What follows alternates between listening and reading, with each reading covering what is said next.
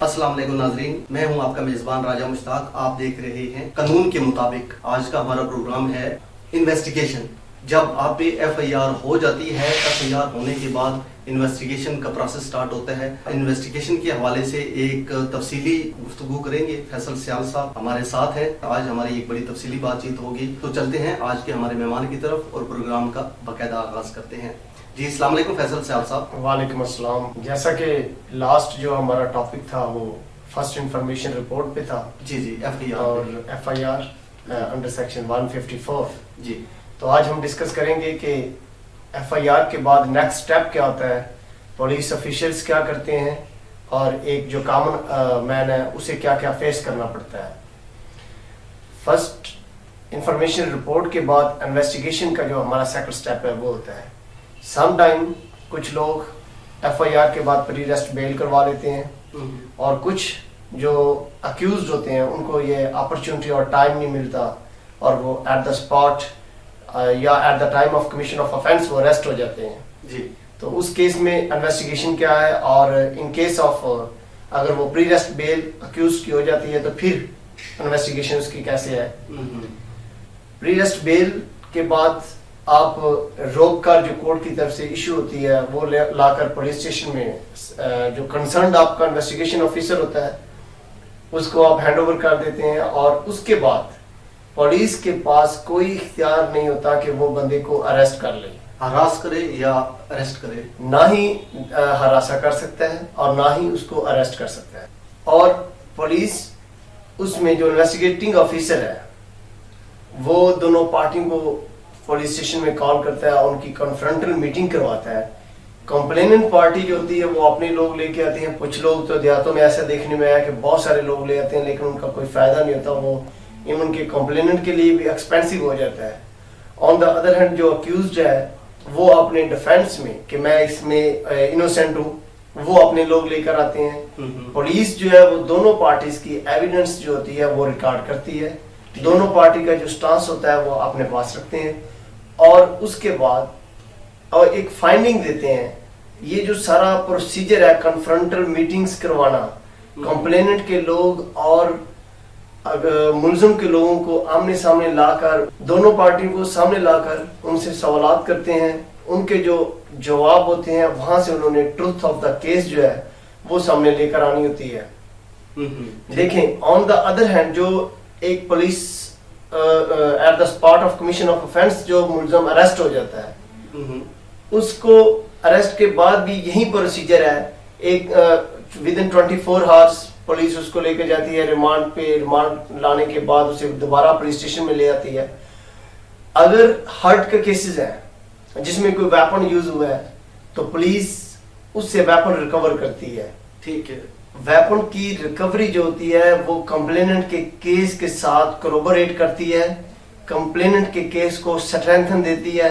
जिन cases में weapon recover नहीं होता और एक्यूज्ड को चालान कर दिया जाता है उन केसेस में इमीडिएट इवन के वो 302 के ऑफेंसेस ही क्यों ना हो या वो कोई मेजर ऑफेंसेस लाइक 324 किसी को फायर मार देना या कोई 337 F5 F6 इस नेचर की भी अगर ऑफेंसेस हो तो उनकी वो बेल हो जाती है। ठीक है। ड्यूरिंग इन्वेस्टिगेशन पुलिस जो है उन्होंने दोनों पार्टियों के स्टांस को मद्देनजर रखना होता है और उसके बाद अपनी एक फाइंडिंग देनी होती है। एक वेरी इंपॉर्टेंट चीज जो मैं आपको बताना चाह रहा हूँ कि इन्वेस्टिगेशन का हरगिज ये मतलब नहीं है कि पुलिस वाले ड्यूरिंग इन्वेस्टिगेशन अक्यूज पार्टी की छतरोल कर रहे हैं अगर वो उनकी मौजूदगी में हो। जैसे कि आप बता चुके हैं कि वो अगर अरेस्ट में हो तो उनकी छतरोल करना ये बिल्कुल अलाउ नहीं है। ऑन द अदर हैंड जब पुलिस अपनी फाइंडिंग देती है और एक आदमी प्री अरेस्ट बेल पे होता है और पुलिस अपनी फाइंडिंग देती है कि ये गिल्टी है to the extent of offence तो फिर कोर्ट अगर ये कंसीडर करती है तो कोर्ट उनकी प्री अरेस्ट बेल को डिसमिस कर देते हैं और उसके बाद पुलिस उस बंदे को अरेस्ट कर सकती है। ये एक सेपरेट इशू है कि अगर एक दफा pre arrest bell additional session जज से खारिज हो गई तो उसके बाद क्या वो हाई कोर्ट डेफिनेटली भी जा सकता है, इवन सुप्रीम कोर्ट जा सकता है। ये हम अपना जो लादा टॉपिक है उसमें डिस्कस करेंगे। यहाँ पे जो प्रेजेंटली हमें डिस्कस करना है वो है इन्वेस्टिगेशन के हवाले से। जी अब इन्वेस्टिगेशन दो किस्म के ऑफेंसेस की इन्वेस्टिगेशन होती है। जैसा कि हमने लास्ट जो हमारा टॉपिक था उसमें बड़ा हमने डिटेल से डिस्कस किया था कि कॉग्निजेबल ऑफेंसेस और नॉन कॉग्निजेबल ऑफेंसेस। अब जो इन्वेस्टिगेशन नॉन कॉग्निजेबल ऑफेंसेस है उसमें ये तरीकेकार है कि जो कंप्लेनेंट होता है, कोई भी जिसके साथ कोई किसी किस्म का ऑफेंस किया जाता है, कंप्लेनेंट जो है वो कंसर्न जो incharge of the police station होता है उसको इन्फॉर्मेशन देता है कि ये हमारे साथ इन्होंने ऑफेंस कमिट किया है। जो इंचार्ज ऑफ पुलिस स्टेशन होता है वो वहीं अपने रजिस्टर में रिकॉर्ड करने के बाद कंसर्न जो उस एरिया का मैजिस्ट्रेट होता है उसके पास चला जाता है कि ये जो ऑफेंसेस हैं ये नॉन कॉग्निजेबल है लेकिन इसमें इंटेरोगेशन हम करना चाह रहे हैं। तो फिर जो कंसर्न मैजिस्ट्रेट होता है वो फॉरवर्ड करता है और उसको कॉन्फर करता है पावर्स कि वो उसकी इन्वेस्टिगेशन कर ले। ये नॉन कॉग्निजेबल ऑफेंसेस का में इन्वेस्टिगेशन का तरीकेकार है। जबकि जो कॉग्निजेबल ऑफेंस होते हैं, जैसा कि मैंने पहले बताया था कि जो ऑफेंसेस जिनकी सजा 2 साल से ज्यादा होती है वो मैक्सिमम ज्यादा कॉग्निजेबल होते हैं। जो कॉग्निजेबल ऑफेंसेस होते हैं उसमें जो police incharge of police station जो है वो इमीडिएट उनको अरेस्ट कर सकता है without getting permission from concern magistrate. वो उनकी इन्वेस्टिगेशन करता है। उसमें कोई जरूरत नहीं होती कि वो अपने कंसर्न जो मैजिस्ट्रेट है उससे वो परमिशन पहले ले और उसके बाद फर्दर उसको इंटरोगेट करना शुरू करे। ठीक है। एक फर्दर ये एक जो नॉन कॉग्निजेबल के हद तक जो लॉ है, अगर आप उसकी फर्दर गाइडलाइन लेना चाहें तो आप सेक्शन 155 रीड आउट करेंगे। और अगर आप नॉन कॉग्निजेबल ऑफेंसेस में इन्वेस्टिगेशन के बारे में जानना चाहें तो आप सेक्शन 156 जो है वो रीड आउट करेंगे। ये जो इन्वेस्टिगेशन है ये to the extent of offences जो कि हर्ट और मर्डर और एक्सेट्रा इस तरह के ऑफेंसेस हैं।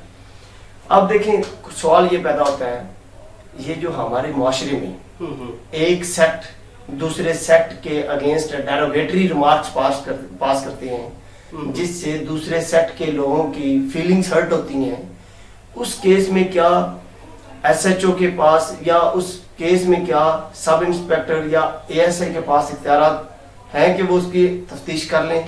बिल्कुल नहीं है किसी के पास भी इख्तियारात। ये सुपरिटेंडेंट पुलिस जो अमूमन आप जिसको डीपीओ कहते हैं या जो बड़े शहर है वहाँ पे एसपी इन्वेस्टिगेशन जो होता है, जी ठीक है, ये इसके पास इख्तियार हासिल होता है कि वो उसकी इन्वेस्टिगेशन करे जो ऑफेंसेस 295C में आते हैं। 295C के बारे में थोड़ा सा मैं एलैबोरेट कर देता हूँ।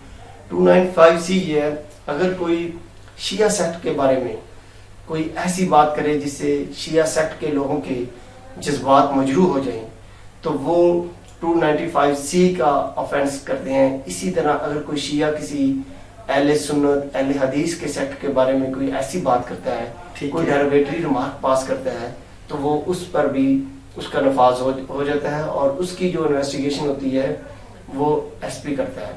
ठीक, जो ये एक तो मैंने आपको रिलीजियस जो ऑफेंसेस हैं उसके हवाले से आपको गाइड किया है, आपको इंफॉर्मेशन दी है कि अगर रिलीजियस ऑफेंस हुआ है तो फिर एसपी इन्वेस्टिगेशन जो है उसकी तफ्तीश करेगा।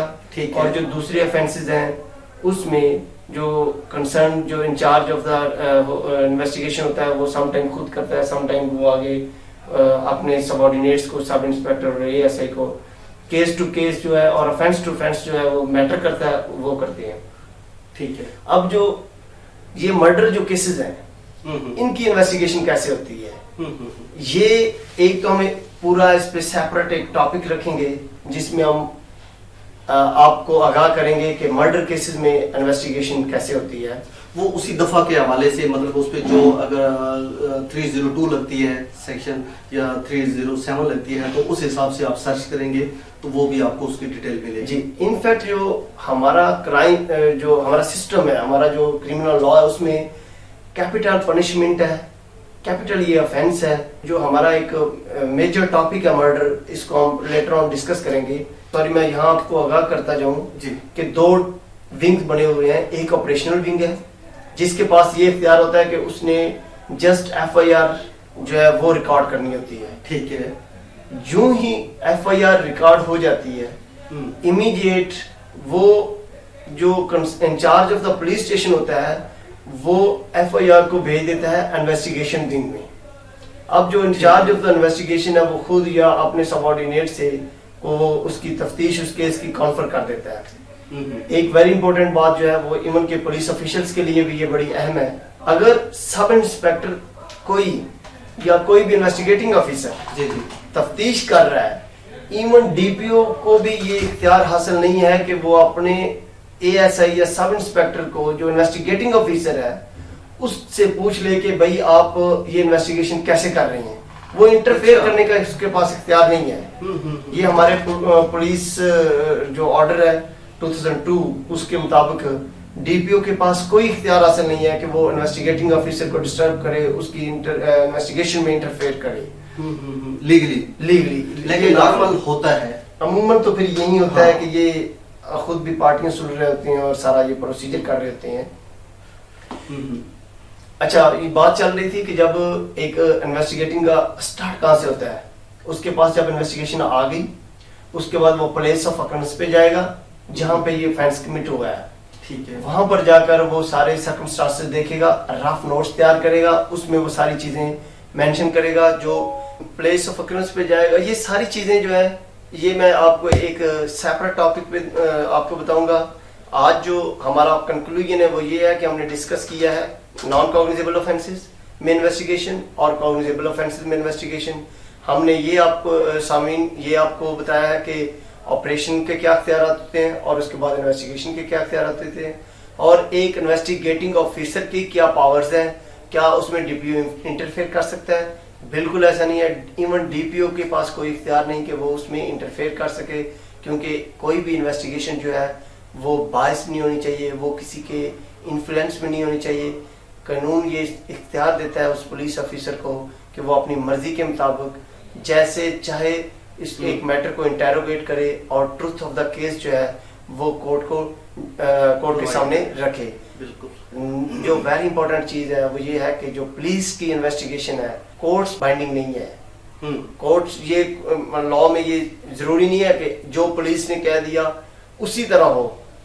कोर्ट्स अपने इंडिपेंडेंट अपनी जजमेंट देती है। जी राजा मुश्ताक साहब। जी thank you so much Faisal Sial साहब, आपने बड़ी तफसील के साथ तफ्तीश का जो मराला है या इन्वेस्टिगेशन का सिलसिला होता है ये आपने बड़ा तफसीली बयान किया। नाजरीन, उम्मीद करता हूँ कि आप इससे मुस्तफीद होंगे। मजीद इंशाल्लाह हम इसी कानून को और मजीद जो दफात हैं वो इंशाल्लाह आपके खिदमत में लेके आते रहेंगे। इन्हीं अल्फाज के साथ राजा मुश्ताक और फैसल सियाल को दीजिए इजाज़त। इर्द गिर्द के लोगों का ख्याल रखिए। पाकिस्तान जिंदाबाद।